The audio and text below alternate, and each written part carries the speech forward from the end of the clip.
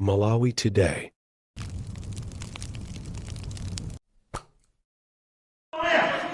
I'm aware that even before elections, Madam Speaker, even before a campaign calendar is announced, some people are saying, I'm aware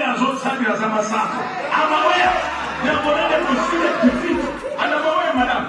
But democracy is there. Malawi Congress Party for 26 years were able to allow our police to go on and go on. Because they were announced that they were winners. We respect the democracy. Let's not stand out and say, we will not accept results. You must accept the results. And can I ask you, please train yourself to accept the reality. Because from 17th September 2025, nothing is going to change. Madam Speaker, I'm aware that it's normal and natural for people to work together. It's normal and natural for alliances to come in.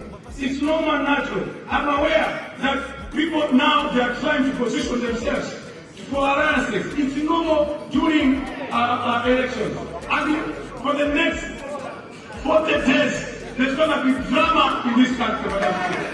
Drama and drama. The people that you are talking to are also talking to everyone. And that's democracy. There's going to be drama and drama. But I can tell you one thing. At the end of the day, Malawi Congress Party will be announced as a winner in 2016 elections. And as I said 2 days ago,